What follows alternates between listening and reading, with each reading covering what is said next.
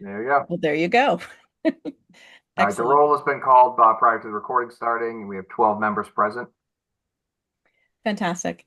Um, Good afternoon. Here we are, meeting number two. Glad to be part of this. Last time we did do some interviews, or sorry, not interviews, some introductions around the table.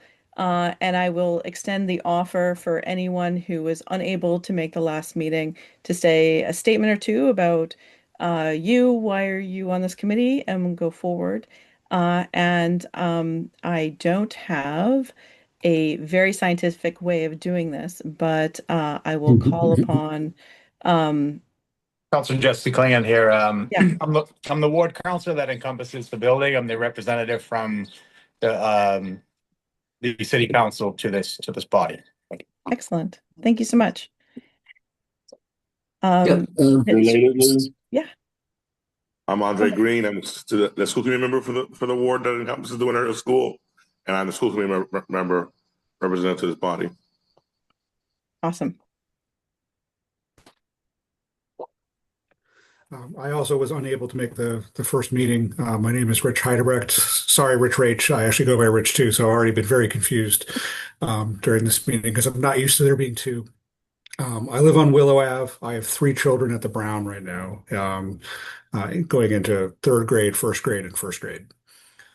I am a scientist by training, but I do have a construction background vis-a-vis my family. Both of my grandparents are electrical contractors, and my other side is auto body. So I can read a blueprint, and I have done shell build outs in my day. Um, Not personally, but manage them. So hopefully I will be less ignorant than the average person off the street. Your knowledge is wealth, so we're glad that you're on the committee. And it is an embarrassment of riches anytime there's more than one. But okay. Anyone Right. else?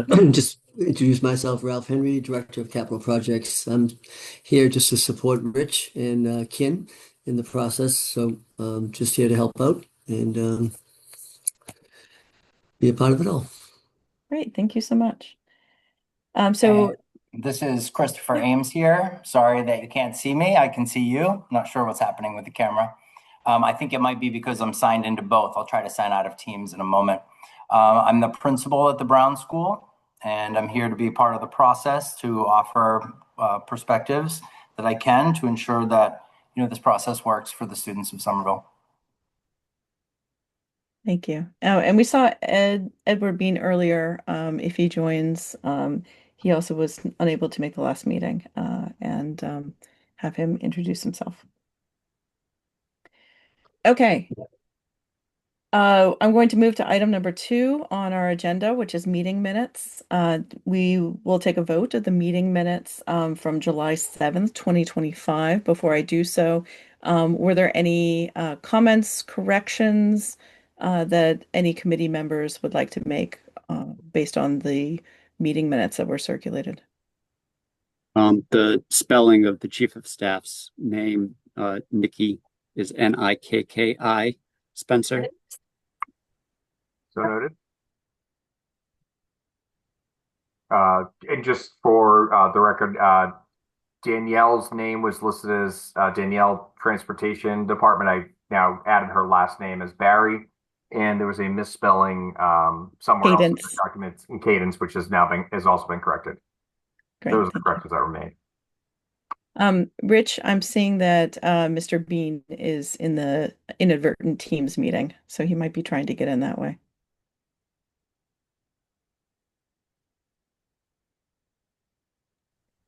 I Okay. forwarded him the Zoom link too, so I don't know if he may not have seen it. No worries. Any other comments regarding the meeting minutes? If not, I will ask for a motion to approve minutes. So moved. Second. Excellent. Sean, I'll give it to you for the roll call. Could I just get the second? Who seconded it? Daniel. Daniel Graydon. Thank you. All right. So Motion for the meeting minutes of July 7th, 2025. Rich Raish, Yes. Andre, Here. that's a vote for the meeting minutes. So you're yes. Yes, yes. Ruben, Yes. Courtney, G, Yes. Kathleen, Yes. Jesse, Yes. Christopher. I wasn't at the first meeting, but yes. All right. Courtney K, Yes. Emily, Yes. Daniel, Yes. Richard. I also wasn't there, so I'll vote yes, or I abstain because I wasn't there. I'm not sure which is appropriate. Whichever you prefer. Either is allowable. Yep, I will abstain. Yeah, I will abstain since I have no idea if they are correct. All right. And Surratt. Yes. All right. So that's 11 for, no against, one abstention. Thank you, Sean. Okay, item 3 on our agenda is old business, which, to be honest, I wasn't quite sure why this is old, but here we are. This is the MSBA and the Construction Advisory Group progress and schedule update. And Rich Raish, are you going to give us an update on where we are, or should I look to PMA for this? Yeah, it can be included in PMA's update. Okay. We have an update on MSBA process. I don't think we have an update on CAG. Yeah, that's right. We should probably split those up. So the CAG did meet last Monday, continued to go through their process as Nikki had described it at the last meeting.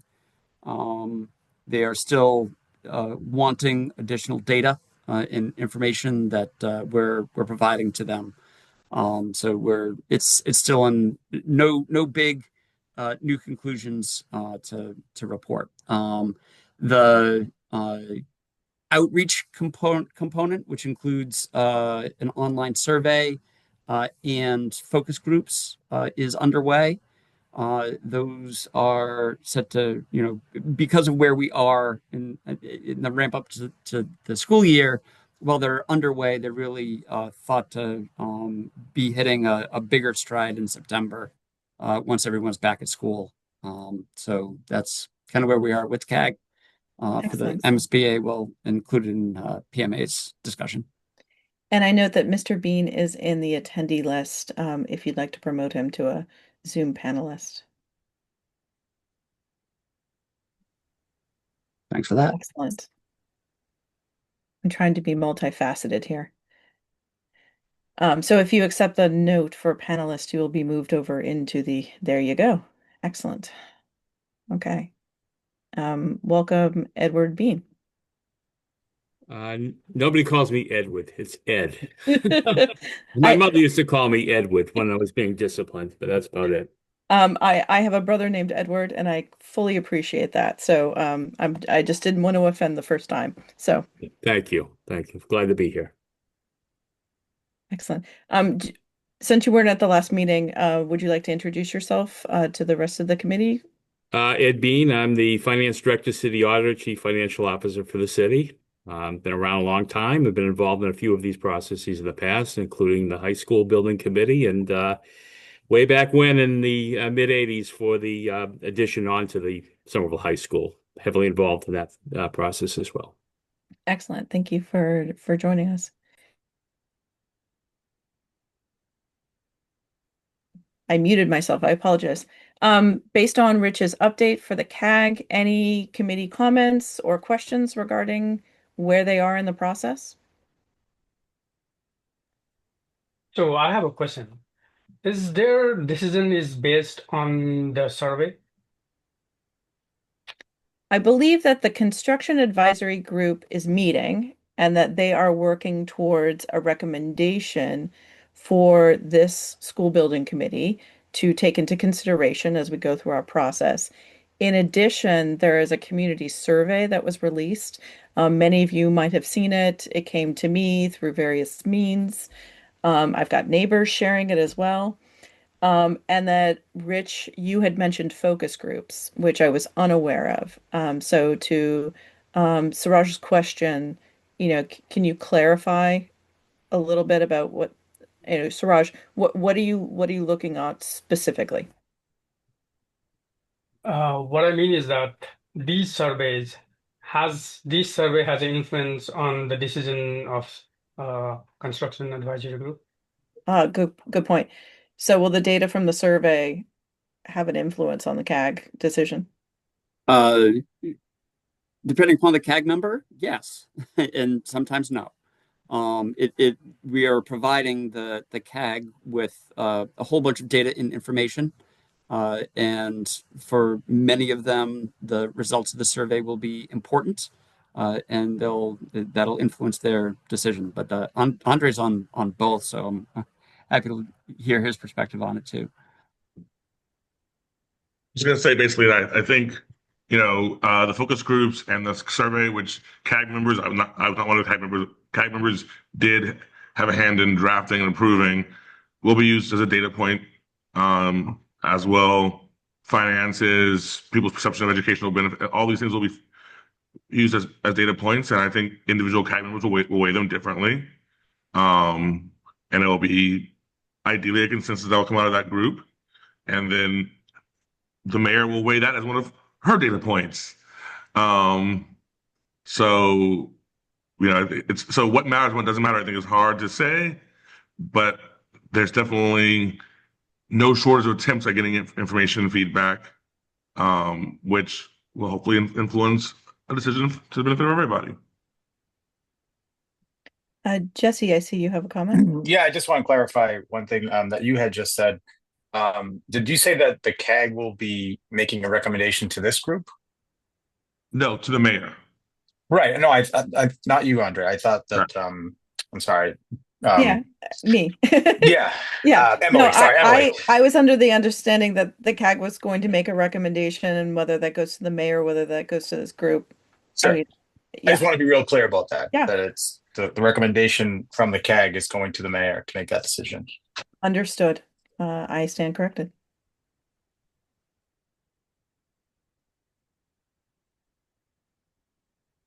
Okay. Any other comments regarding relationship of CAG process? Courtney?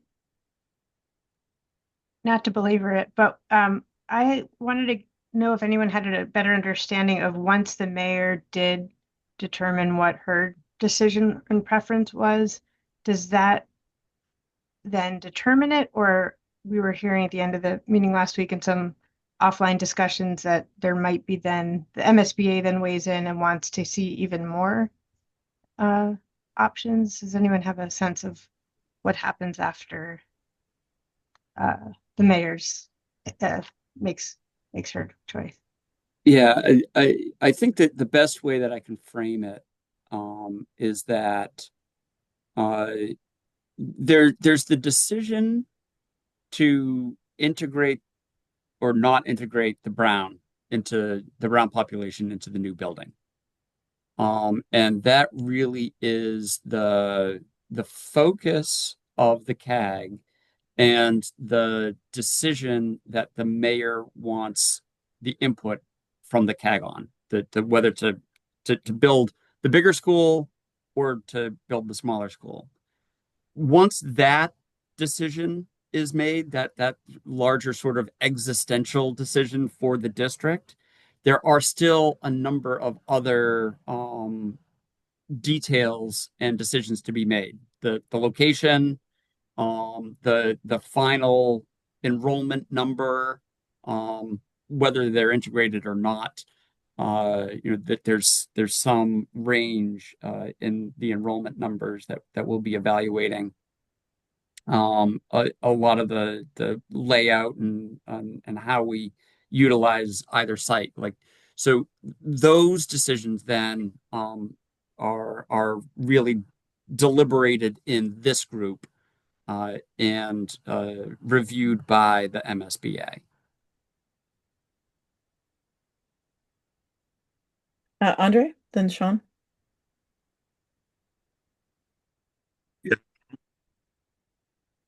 Rich too much, but I think it's very important on this to be super precise.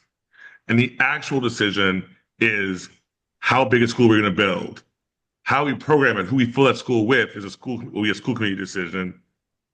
Um, but yeah, the real decision is, are we building a 500-person school, a 50-person school, a 100-person school? And and then how we program it, what the educational programming is in that building will be a school committee decision that will influence who ends up being enrolled there. So there's all these sub decisions to the big decision that the CAG is advising the mayor on, which is how big a school to build. And then everything else flows from there. Sean? I just heard a question about the MSBA, what they're going to require us to study. They will require you as part of the feasibility study to study all enrollment options that are included within your enrollment. So even if there is a decision made early on in the feasibility study, they will make us go through the steps to show the different enrollment options and to study those further until we get to a point in the MSBA process that you get down to one option. They'll make us carry those options all the way through until preferred schematic response. And that has been my experience as well. And that might be the crux of sometimes this conversation, which is we have been told decisions will be made. The MSBA is still going to require us to go through this because it is written into the RFS. So the MSBA will not take, we've already made this decision not to explore it because it's in the RFS. We still need to go through the exercise with the design team to that point, Sean. Courtney?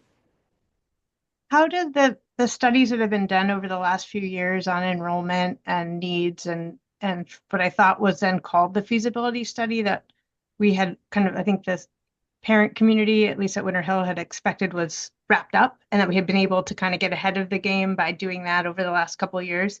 I know that we often use words that mean different things in different contexts. So what was done that was called the feasibility, is it different than what we're calling the feasibility study for the actual MSBA?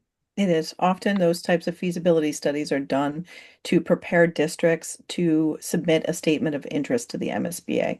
So it's basically doing the homework so that a district can make a very informed and smart argument to the MSBA to then move forward with this.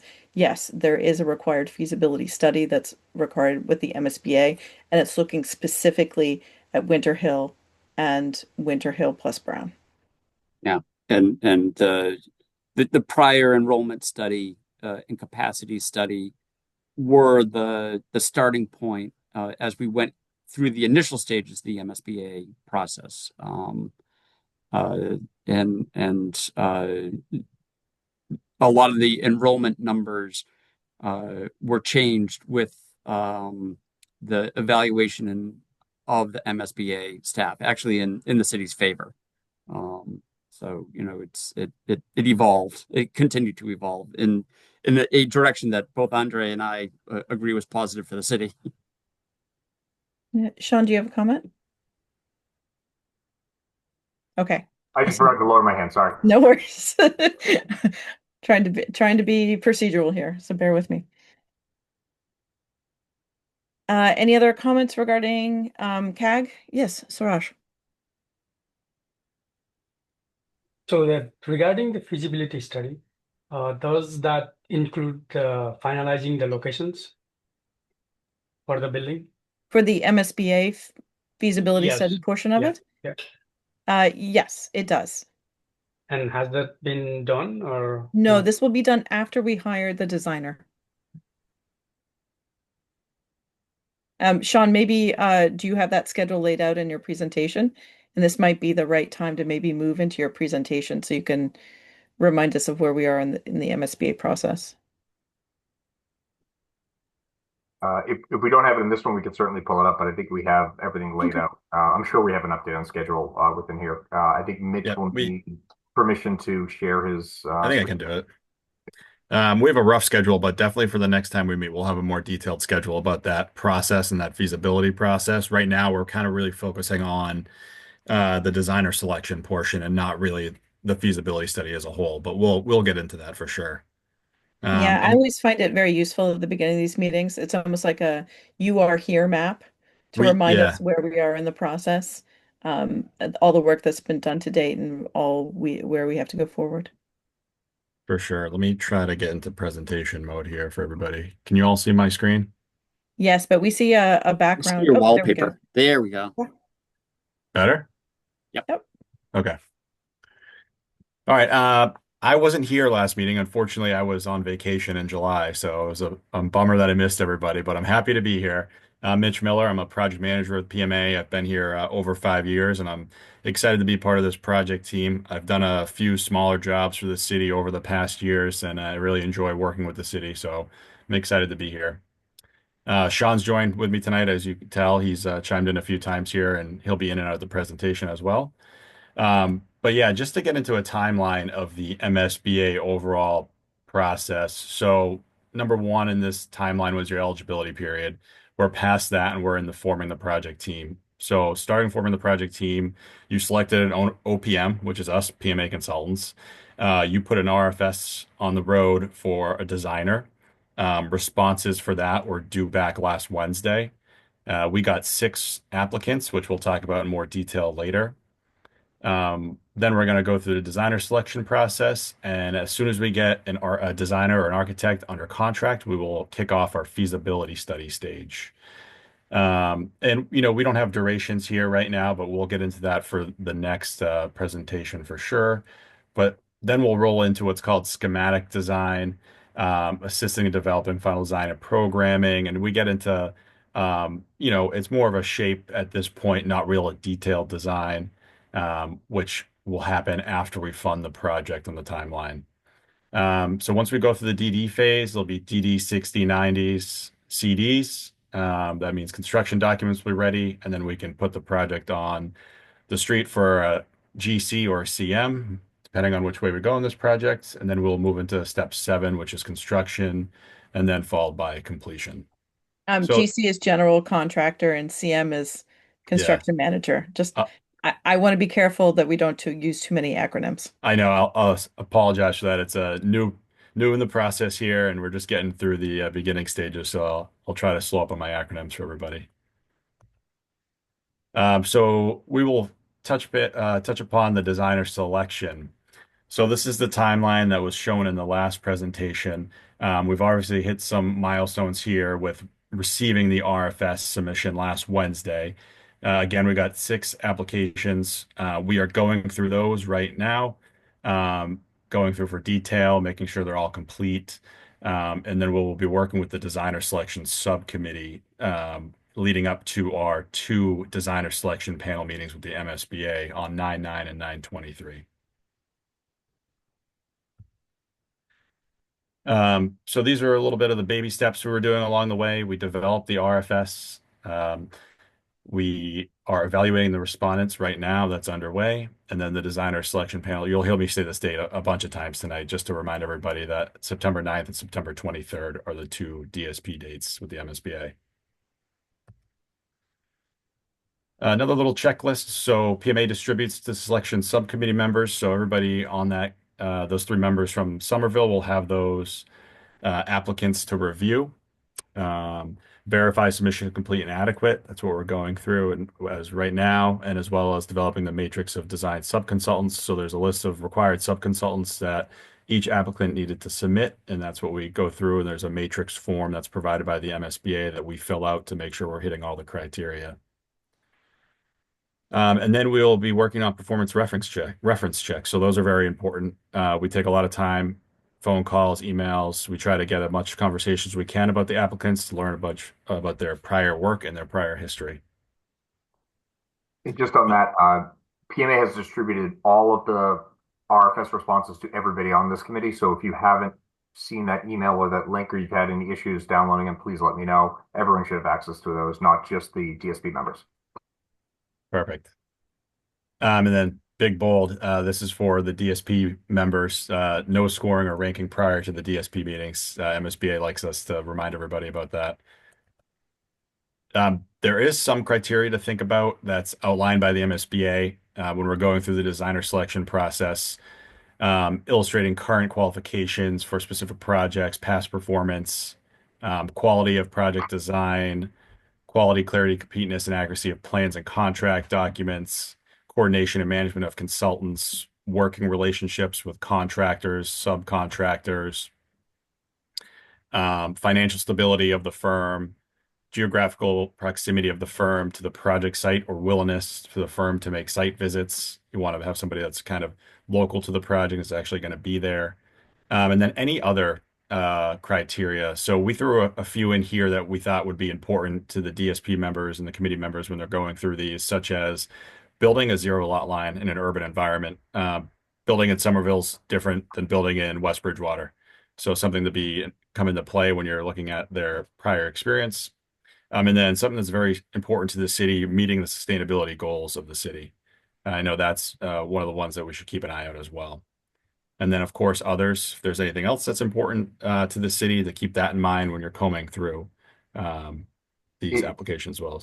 Yeah, I'm Sean? just wondering if anyone on the committee here, if it's all right with the chair, if there's any other items that are high level that they want to bring up at this point to have us put on a list, or to have the DSP members who are in attendance now think about as they review in advance of that DSP meeting. Yeah, I think that makes sense. This is something that I definitely want to talk about today. We can either talk about this now or perhaps after we talk Okay. through some of the other I know you've got more information about the specific firms Yeah. in here.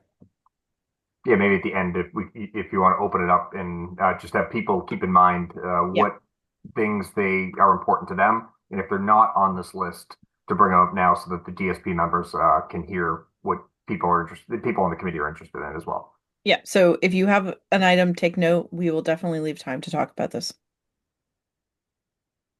Okay, perfect. So now we're going to get into the applicant information. So again, we got 6 applicants. We got Jonathan Levy Architects, Machado Silvetti, MDS and Sasaki, Perkins Eastman, TSKP Studio, and William Ron Associates. On this chart, you'll see the firm's name, their office address, the town they're located in, the number of staff, and number of mass registered architects. I'm not going to go through each one right now in detail, but obviously if we have questions at the end, we can flip back to the slides as needed.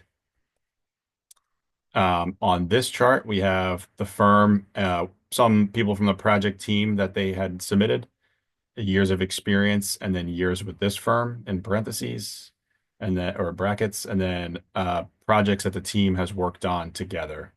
So showing that they have similar project experience and team experience. Do you mind if we pause for a moment just to give a little context on this? So, architecture firms have the ability to organize themselves however they want to do that. The MSBA does require all projects to have a project manager and identify who is in charge, who's the partner or principal in charge. Those are interchangeable, whether they're shareholders or not. So I just want to put that. You're going to see a lot of different titles here. Some firms have a director of design. Some firms have, I'm trying to look for some others, project architect. It's just different roles. And so they don't map one for one. The thing that we always look for is, um, who is your primary point of contact? Who will be the person who's leading the project, and also who is doing the work? Yeah, How did I great do, point. Sean? I just tried to Yeah. summarize that in like a hot No, it's a 10 minutes? good Okay. overall summary. Yeah, there's some interchangeable terms that each firms use differently. Yeah. Moving into this other chart here, this is about their public project experience and active projects. So in the last 5 years, the number of public projects the firms have worked on, the current number of active projects, and then the next one is important number of active MSBA projects. I just threw include and closeout here because some of them could be in the closeout phase, so they could potentially have capacity for this project as well. And the number of projects above 40 million in the past 5 years, and those active construction projects value. So what's interesting here is, of course, looking at the number of public projects versus the number of public projects over 40, right? So you can see differences there. Public projects can obviously have a value under 40, as well as when you say number of active projects, that means projects within the MSBA, but also outside, correct? Yep. That's And then go ahead. that's my interpretation of it. It's outside of the MSBA as well. Right, but the construction value active projects, that's just MSBA. Yeah, I'll double check that on everybody, but I think that's the correct term, but I'm gonna double check on that one unless Sean remembers off the top of his head. Right, and these are in thousands, so Yep. so add 3 zeros to the end of them. Yep. Okay, thank you for letting me clarify. And I'll double check that, Emily, and I'll let everybody know. Yeah, I have a tough time believing one of them is zero. Yeah. Suraj, you have a comment. Is this the number of active project is a project on hand or just ongoing? Projects that are either in study, in design, or in construction. Yep. Okay. Before I Oh, flip. sorry. Rich has a comment. My Oh, apologies. hey, Rich. Quick question. Is this firm also going to have some construction administration role? Yes. Okay. Yep. They're through, well, technically, yeah, they will if the firm stays on through the You want me to take feasibility this one study. on? Yeah, you can if you want. I know you have the experience too, so. Yeah. So the way the MSBA sets up contracts is that they will do one contract for the feasibility and the schematic design, and then they pause um, if there is a town vote. So they don't contract after sort of the design development, construction documents, and construction administration until they know the funding is in place. And that's that nuance. So yes, there is intention for there to be construction administration, absolutely. Thank you. Okay. I'm gonna flip it over to Sean and you can talk about the sub-consultant matrix. Yes, so the MSBA requires that we go through each of these firms and we send to them a list of, for their DSB members, a list of all of their subconsultants. This also highlights MBE, WBE, and veteran-owned business enterprises. There are goals through STO of the state that they need to hit, and this ensures that we understand that they're intending to hit those goals. I will note that one of the applicants was missing two of the sub-consultants and also did not include veteran-owned business, any veteran-owned businesses as part of their team. So we have reached out to the MSBA to get clarification if they're allowed to, if they would be allowed to amend their submission to include those, or if this is, detrimental and would make us reject it. And if the MSBA decides that it is okay and lets us know that, then it would go to the city, and the city would have to make the determination of whether or not they would allow them to amend their submission. So we're waiting to hear back from the MSB on that one. Okay, so let's back up a moment. SDO is Supply Diversity Office. They're the ones that monitor WB, MBE, veteran business owned. And there were certain requirements in our request for services, correct? That we expected them to hit. Yes, the Supply Diversity Office gave us our goals for this project. For MBE, it was 5.4%. For WBE, so it's Minority Business Enterprise was 5.4%. Women Business Enterprise was 10.4%, and Veteran Business Enterprise was 3%. Right, and one of them did not include a number for the veteran business owned. That's correct. So we're Excellent. seeking clarification for the MSB on what happens now. Awesome. Thanks for letting me clarify. Thank you. So I think what my takeaways from this is that there are some sub-consultants that are used and that are on multiple projects, right? And the city of Somerville has certain relationships with sub-consultants, so it's important not just to think about who is in the top line architecture, but also who are the others that will be collaborating with this across the board. And some of them are on this call, FYI. Great. We did include for each of the 6 firms that submitted, we just wanted to show examples of their conceptual examples. Just keep in mind that these are very, very, very pre-conceptual. They submitted it with their proposal. So these are not by any means final designs or anything along those lines, but we just wanted to throw each example up from each firm. So this is Jonathan Levy, and I believe that all of these are actually at the Winter Hill site too. So we didn't even include the anything else that was submitted. For example, Trump Field. Some sketches from Machado Silvetti for ad reno, new construction, new construction, new construction options. MDS Sasaki included a few different options, renovation addition, a new building on the existing site.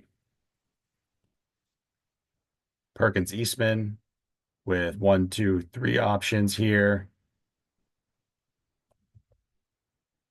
TSKP Studio.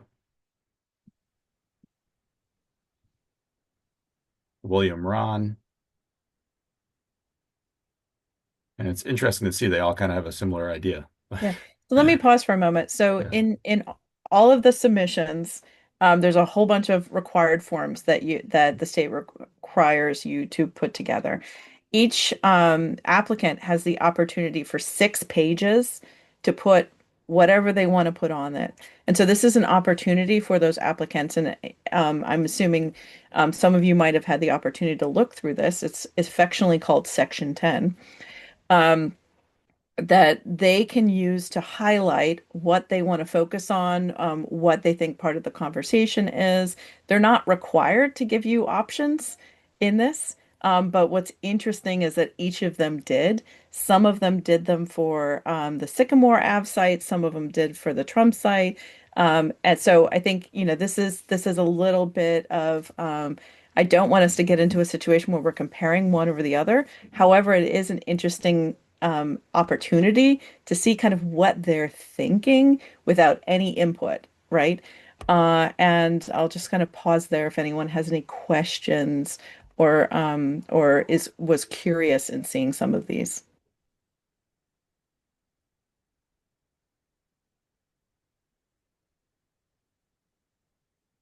Okay, and maybe I'm slowing down the meeting by putting my commentary in it, but let me know if if we want to move faster. I assume that we're all kind of coming at this from different angles. Okay, back to you, Mitch. Oh, sorry. Yeah, I think it's great that you mentioned that because I will also state that we received these Wednesday afternoon and they went out to the committee on Thursday. So I'm not sure that if members of the committee haven't had a lot of time to go through them, I think it's good to highlight exactly what you just said. And so when the committee members do have a chance to go through them, they'll have you're kind of laying it out for them what they should be looking at and why it's there and what's there is great and what's not there. You don't have to worry about that sort of thing. Yeah, and the reason I say that also is that you'll see some of them are more detailed than others. That's just a stylistic thing. They're not required to do this. So you can see that some firms dove in, which is, as an architect, when I have done this, that can either be a blessing or a curse, right? Because sometimes you could show too much. Okay, Mitch, go ahead. Great. This is the fun one. This is the really fun one. The references. So this is where we get to call and email a whole bunch of people to hopefully that they get to call you back, but you go down the list of the references they supply you and then even references you might know from other projects that you're on. You'll go through, reach out to them, and we fill out this form and talk about communication for the firm, budget, document control, schedule, construction, and then at the end I always just like to say, what are the pros and cons? What else could they have done better? What was their favorite thing about them? And we'll list them in the comment section to have here as well. So this is a good decision-making matrix here to use. Do you ever get bad reviews, references? I believe it or not, I have. I can't remember off the top of my name, but I probably shouldn't say it, but yeah, I have Yeah, at don't least. say it, please. Yeah, Okay. no, I would never. Okay. Are you in the process of collecting these references now? So we're just started this morning. Yep, kicking it off. And I don't have anything to report on yet, whether good, bad, even, so nothing to report on the references at this point. But this can take a while, and just so everybody knows, the sub-consultant matrix and the references are due to the MSBA about a week before that first designer selection panel, which is September 3rd. Okay. Yes, Suraj. See what your hand up. So regarding these references, who decided who to call? Is that the part of their submission or? It is. Mm-hmm. Yeah, they had to provide the references as well as the contact. So it's always sort of a on being on the other side of this, you always have to make sure that you're giving the right phone number because that can foul you up if you don't have current contact information. And then from there, PMA will go through and it's more of a random selections that they give us a list of references and we pick references to call and we fill out the form for the MSBA and send over all the ones we receive back.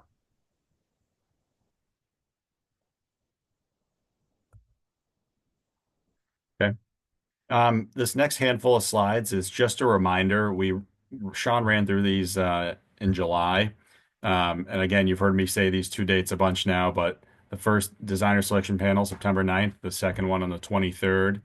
The MSBA staff attends that, as well as the 13 members of the designer selection panel. And then the 3 Somerville representatives will be there as well.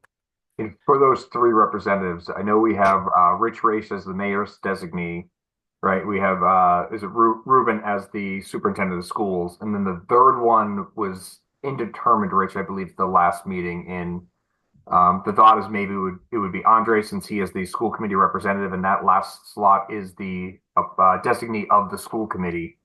And I just want to note that the MSBA will be looking for who is that the third member. So if I know school committee's meeting tonight, if Andre is going to be that designee, it'd be good to vote him. If not, they should really discuss it and try to hone in on who that's going to be so we can let the MSBA The know. school committee isn't meeting until next week. That's next week, okay. Yeah, so what my suggestion is, and Andre, I believe I'm going to be, I'll attend next Monday's school committee. It will be up to the school committee to appoint someone, and they may want to appoint you or another member. But I think that this committee should have a discussion and maybe see if there's someone on this committee who would like to be considered to be the school committee's designee. And we can take that to the school committee on Monday. Why don't we pause and have that conversation right now? So obviously September 9th and September 23rd, they are morning meetings. They start around 8:30. It is all virtual. The first one, they will go through the 6 applications. They will be presented by the chair of the DSB. Sorry, I'm stealing your thunder. I apologize. Nope, go for it. Okay. And so it does require a commitment to read all 6 as well as attend these meetings. And the vote of the town is quite in this case the city is quite important as you go forward. So I think I'll start first and sort of open it up. Is there any interest in serving in this? And I am not going to put my name forward for various reasons, including a scheduling conflict. So I'll pause for a moment. Courtney Kozlow? Yes, I would be happy to be considered for this. It's something I'm very interested in. I said this last time, but I'm a Winter Hill parent of a rising sixth grader. I also develop affordable housing, and I'm regularly doing this process of selecting architects, going out, and I've actually been able to have a chance to read through all 6 applications. I have a lot of thoughts and things that I think I could potentially also convey feelings of the school community. So I would be interested in putting my name in. Thank you.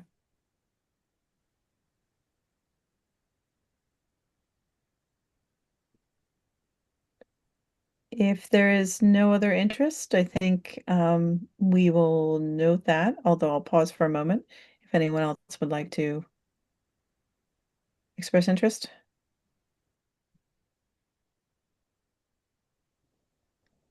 Okay. I think we will leave it up to the school committee and express that there is interest from Courtney Coslow and Andre. I assume there's interest from you as well, but you do not need to declare because you are an elected member of the school committee and can express that in the meeting next week.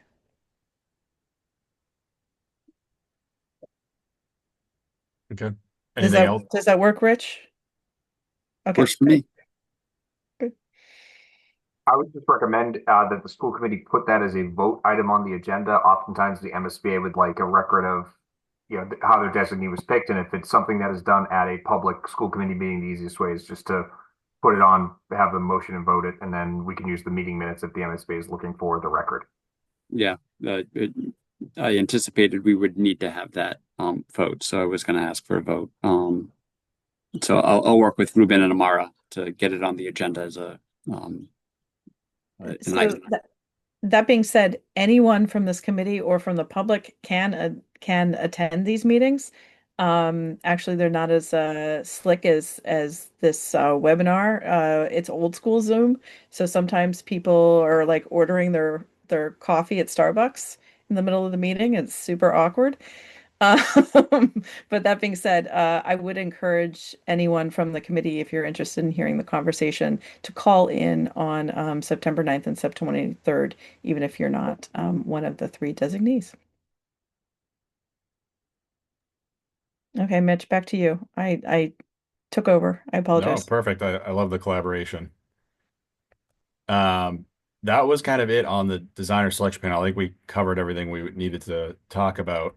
As far as key dates go, couple are grayed out. So we had, as I mentioned, designer responses were due 8/13, and the applications were sent to the MSBA as well on 8/13.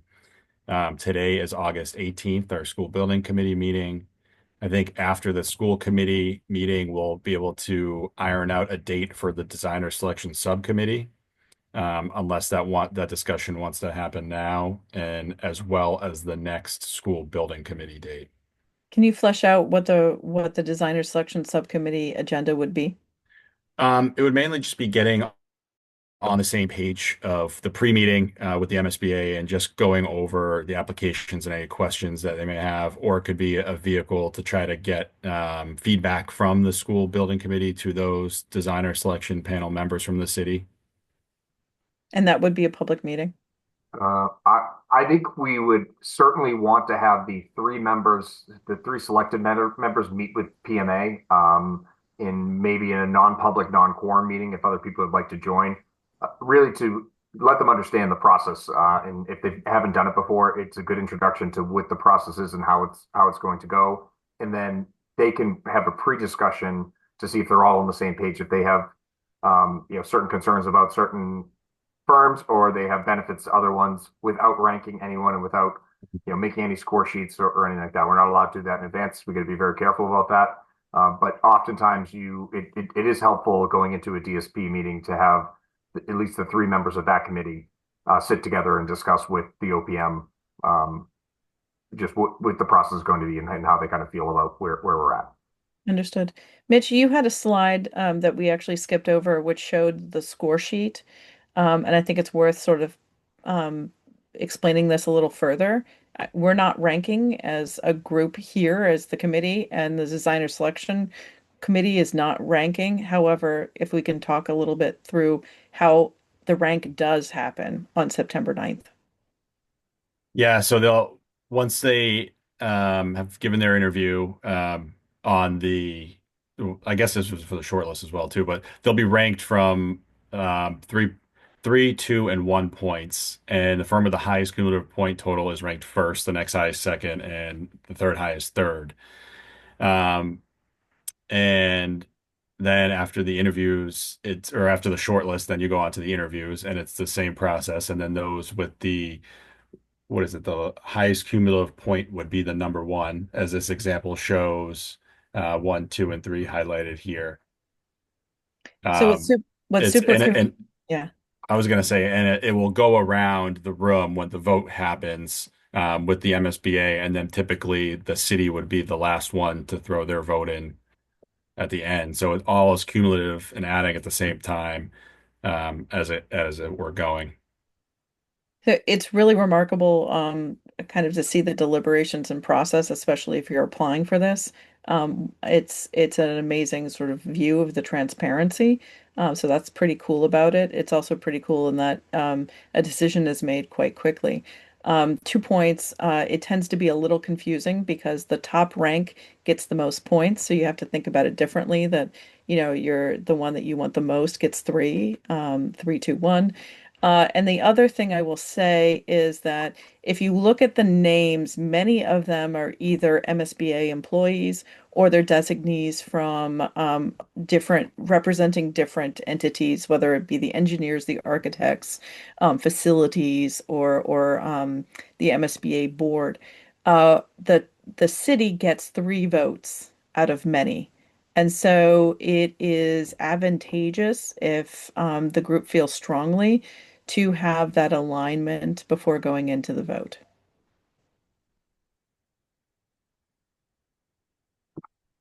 I said that very succinctly. I was going to If comment, but I if you thought don't I believe got better me, of look at it. Arlington High School and how that went down. So one thing at a time. Okay. Any questions? This was a lot. Okay. And then do we need to settle on our next school building committee date? Is that what's asked here in yellow or? Yeah, I don't think we have one on the calendar yet, to the best of my knowledge.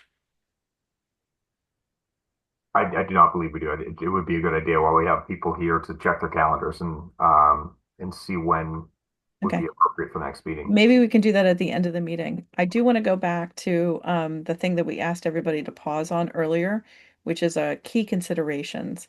So I think before we do that, why don't I say, just kind of gauge interest. And I know there's going to be a spectrum because of time, and then when the packages came out, um, is there interest in discussing what we saw? Do people need more time?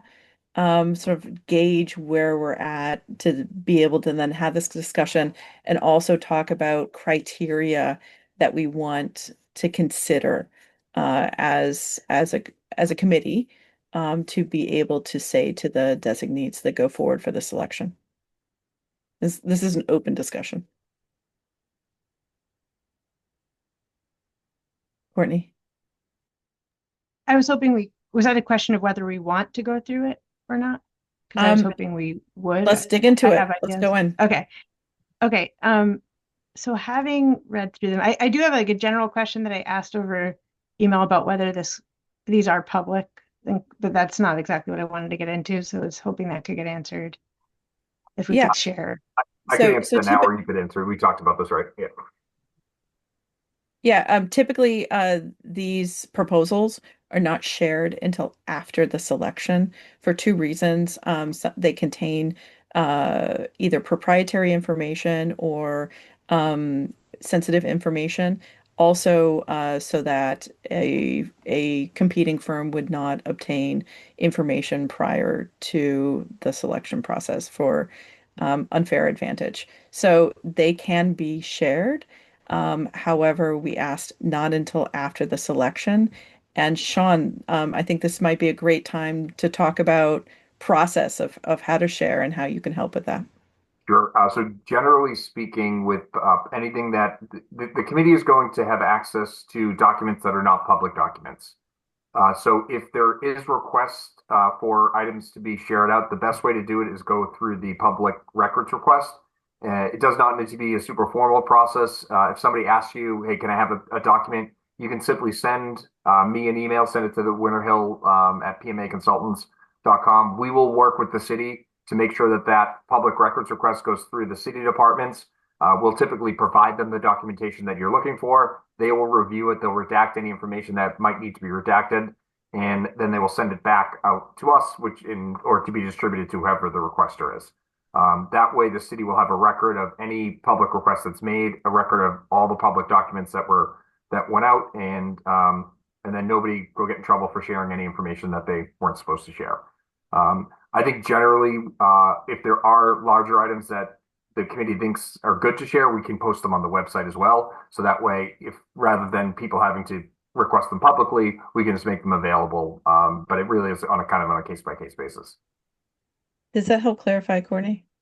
Yeah, thank you. I know if I could go into just a couple of the actual Go for it. things that stood out to me. I thought that there were kind of half of the applicants did a good job at describing more than just who they are, but what the outcomes would be of the building that and that some people were building more with design buy-in for kids. Some people, which I really like. I think I really liked seeing the people that were talking about making the school, a big school, feel smaller. So how, that the large number of, if we combined and it's 900 or, that's how big it is. Does it actually feel like 900? The pre-K kid going to be mixed in with 900 kids, half of, a third of whom are bit like older. Thinking about focus on security and safety, acoustic and sound, daylighting. So really, and then so there's that piece of like how will the building function and feel that I really thought stood out in some and not others. And I was drawn to those, and I would like I think that's something that is really important to be considering. I like the sustainability to me is a number of things. It's the net zero that we have there. I think our specialized stretch code that Somerville has will require this, be built to passive house standards. But I think the high performance is and all electric is there, and then also natural materials and healthy indoor air quality as an outcome. I'd like to see us focused on. And then also community process and engagement. There was one team that I would have actually thought was slightly weaker, except they really brought in a consultant who was a Latina-owned company, Spanish speaking, and understood the nature of the Winter Hill community. So I think that should be brought in. So I think those are kind of three buckets of like outcome for the students. The building as high performance, but also healthy and community process.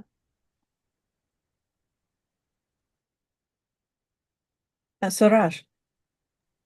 I have a quick question. Regarding somewhere I saw that there is something called quality of design. What is the criteria to define the quality of design? How do their design will be prorated, or based on what criteria they will be judged? Because I saw somewhere vividly that they said that quality of design. I've been a licensed architect for 22 years and I still debate that, for crying out loud. Quality of design. I mean, it's I think in many ways it's this is my personal answer because unfortunately this is multiple people will give different answers. It's about lifting the spirit while also meeting the function and the program as well as an element of beauty, right? And so I think it is acknowledging that it's a building that people want to be in. It's a building that in some ways has efficiency of form. It's not too much, if that's a value that you have. I think these are things that we can debate. And let me put it back to you. I think, is there a school that you know of that you would say is well designed in Somerville? And you don't have to say what school it is, but I'm just curious, like. That is my point. So Yes. what is that reference point? You see, is there a list of something like that to evaluate those type of things? But I as think far as my personal thing is concerned, I have only seen one building in the Somerville public schools. That is where my kids go. That is Argentiano, and I found that this building is pretty well designed, though there are some flaws here and there, but it is quite efficiently designed to have optimal use of the concept. So that's only my perspective of thinking that. But question is not that where is it there or not. But when we say that the quality of design do we have any references from the past based on which we can be decisive of that factor? That was my question. I think you approach this in a very smart way, and often it's easier to identify things that don't work than do work. Um, I don't have a specific reference that I can point to because that value system is different for many. I will also say, I think whatever we do, sustainability and net zero also factor into that value of design, right? Because we know that buildings are huge capital and environmental systems, and they can affect. But I want to pause for a moment and see if anybody else wants to answer this question. And I'm curious if things are bubbling up for others on the committee. Can I just chime in quickly? Great questions. Great criteria layout in terms of selection making. I think that the district has gone through that process in the past, and I wonder if there is some kind of a blueprint that can be used to identify how that worked out last time, which I believe that the high school resulted in a great building, but I believe there were lessons learned. So I think that I don't want to reinvent the wheel. I want to kind of get a sense of how the work that has been done can inform the work moving forward without having to replicate and recreate some options that might take time or might not be optimal. So I just wanted to put that out there as a reference.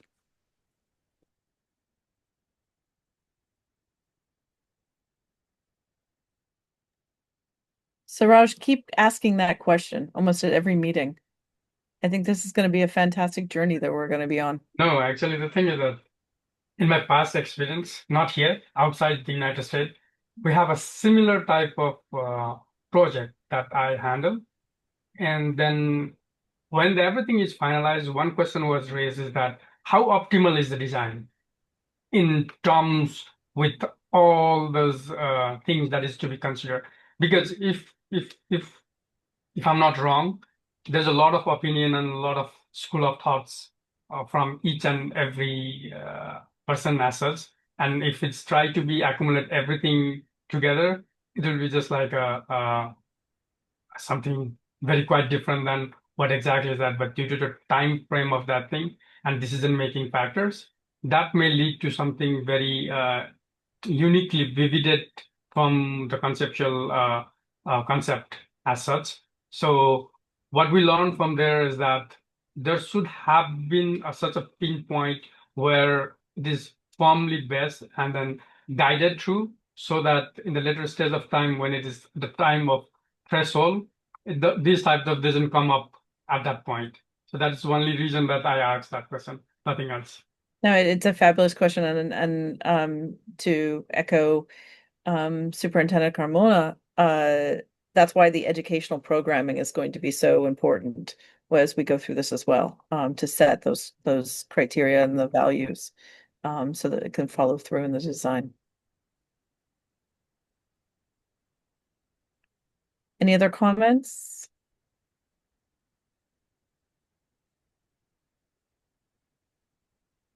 Okay. So as we move forward, Sean, a little bit of a procedural here. Is this the right point where we sort of say if people have comments that they would like to say not in a public meeting or would like to create a list to forward to you, Sean, for collection? I think so. I think if there are people who haven't had the time to go through them yet or need more time to collect their thoughts, that they would like to get over to the members of the DSP, they're welcome to send them to PMA. We can aggregate those for those DSP members and then make sure they have access to everybody's notes. And if you would like them to be anonymous, you could say that, but otherwise, I think we would tag them with who provided the comments only in case there's some follow-up or some questions or some clarifications they're looking for. They'll know who to reach back out to get that clarification. Okay. Yeah, I was going to suggest the same thing. For now, send them all to Sean. We know that Ruben and myself will be on the DSP, possibly Courtney or maybe Andre, and then we can sort of represent the input from the school building committee as a united force. To Emily's prior point that we should be voting as a block with our three.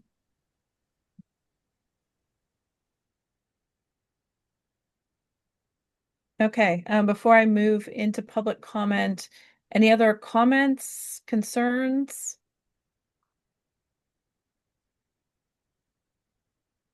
I'm also acknowledging that we're all busy people and we keep the meeting going.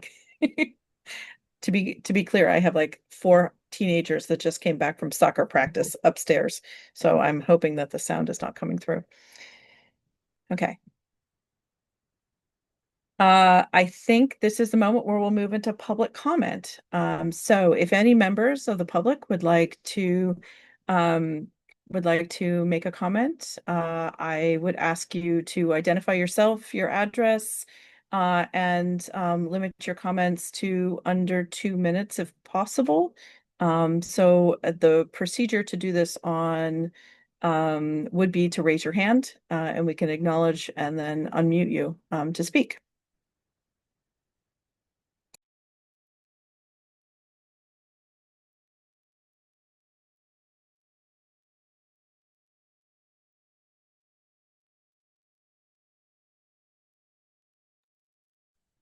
Okay, I do not see any indication of anyone who wants to speak from the public.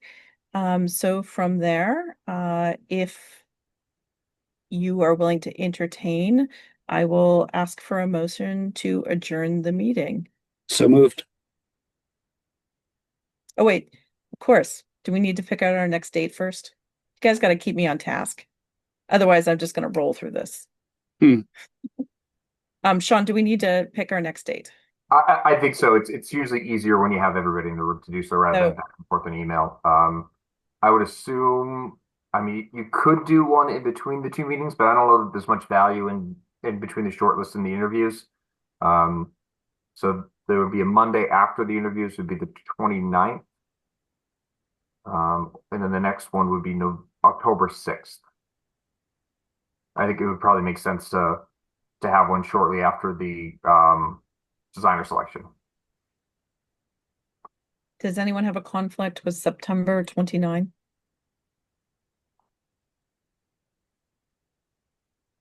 Okay. In person or virtual, strong opinions?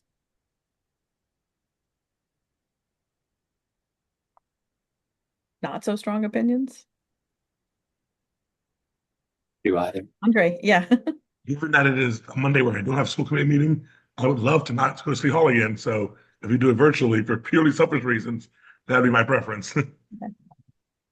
Does anyone want to do in person? Okay, I'll call it. September 29th, 4:30, virtual. Andre, how'd we do? Good, okay. I'm all for it. Excellent. Okay. Now we'll move for adjournment. Yeah, oh yeah. So moved. Okay, Sean, I'll pass it to you for the roll call. All right. Rich. And just to be clear, we have to do the roll call because it's a virtual meeting. So I'm being formal here. Sorry, Sean. Go ahead. That's correct. Rich. Yes. Andre. Yes. Ruben.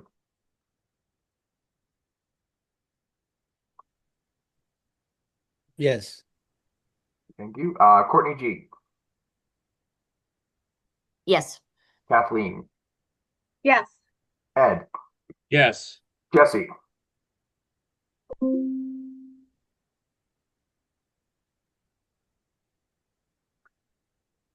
might have just, I don't see him still on anymore. Christopher. Yes. Courtney K. Yes. Daniel. Yes. Richard. Yes. Sarat. Yes. Emily. Yes. All right. Thank you. Have a wonderful evening. It's gorgeous outside. Take care, all. Thanks all. Take Thank care. you. Bye. Bye.